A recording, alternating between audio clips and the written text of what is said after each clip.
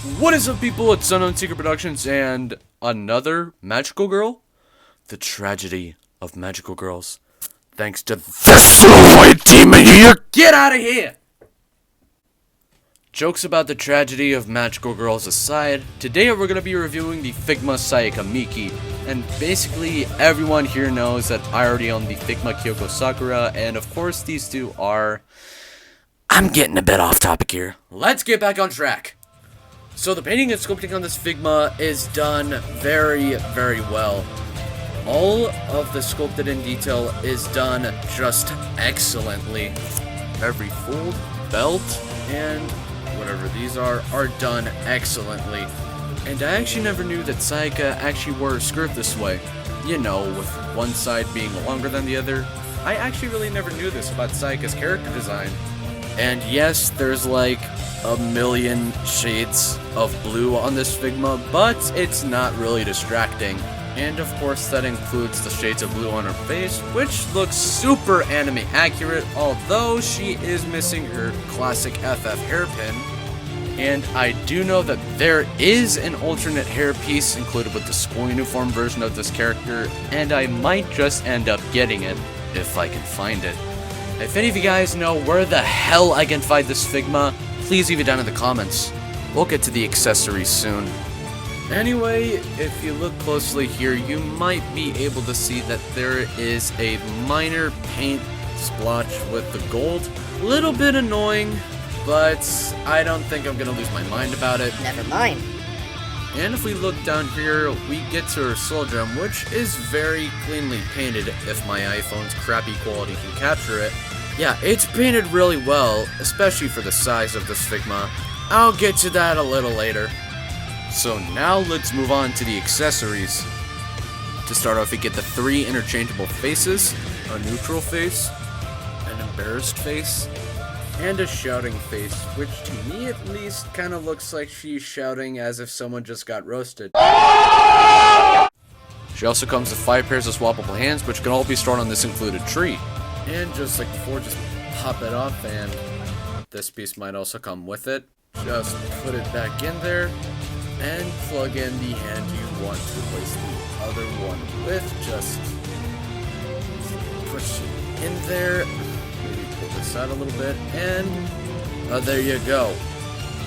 So there is a pair of open hands, trigger finger hands, grabby hands, pointing hands, and fists. And what is a pair of grabby hands without stuff to grab? So with this figure, you get a crap ton of swords. There's only 8 actually. I'm not disappointed about it in the slightest, and I feel like it's enough to recreate one of my favorite fight scenes of any anime that I have ever seen. However, it is a little bit tricky to get the swords in the hands, but for me at least, it is impossible to get the swords in the trigger finger hands. Now, why, you may ask? Well, at least for me, the trigger finger actually kind of stops the sword from getting in there properly, and also, this tiny chunk of plastic in the finger actually completely prevents me from using this hand for using the swords, which is why I prefer using the normal grabby hands to display Sayaka with her swords. And for each sword, you get a little base to put them on, but they are kind of a loose fit. You do also get an alternate cape, so if you just pop this off, oh Jesus, you can switch out the capes.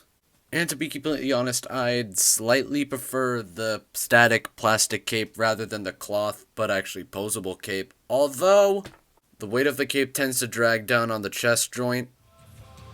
But it also comes with a little base, I believe based on a labyrinth from episode 8. I don't know, I haven't watched the show in a while. Now speaking of posability, let's talk about just that. So there is a swivel at the neck, a hinge joint inside of the head, and another swivel where the joint connects to the neck, which allows for a great range of movement, although the sculpted part of the cape, it does kind of limit the articulation. You could pop it off though, but it would result on a long and awkward looking neck. I'm just going to leave the cape on for now. Ball joints at the shoulders, which allows for a limited rotation. And the arms can move out a decent amount. Shoulder swivel, elbow swivel, bend at the elbow, a swivel at the wrist, and a hinge joint which allows the wrist to move up and down. Ball joint at the chest, which allows for an arching back and a crunch. Ball joint here, ball joint at the hips, and the flexible skirt does limit the range of movement a little bit. And the leg can't move back all that much. And the legs can move out decently. Tight thigh swivels. Bend at the knee.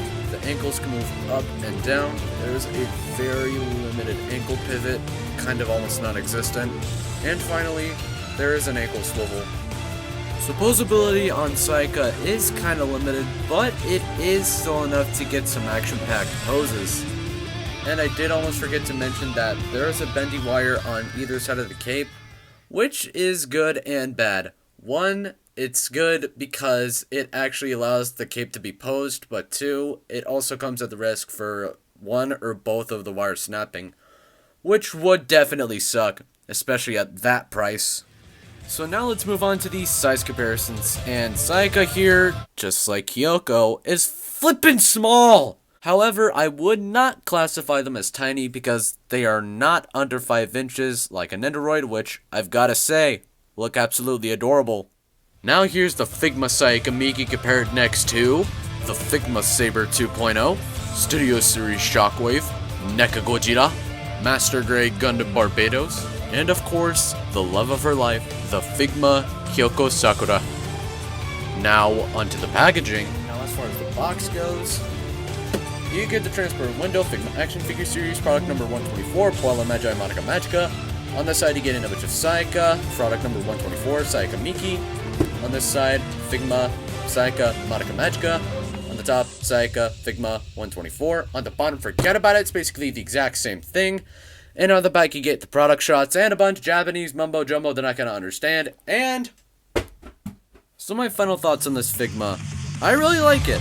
She is one of my top 3 favorite characters from the anime, only behind Kyoko.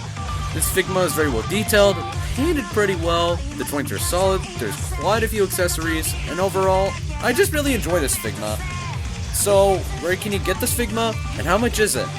Well, I found mine on Amazon.com for about 93 bucks, which I don't think is too bad of a deal, but you can probably find it in other online stores too, and for a better price. And of course, be sure you're getting the real deal for an authentic copy.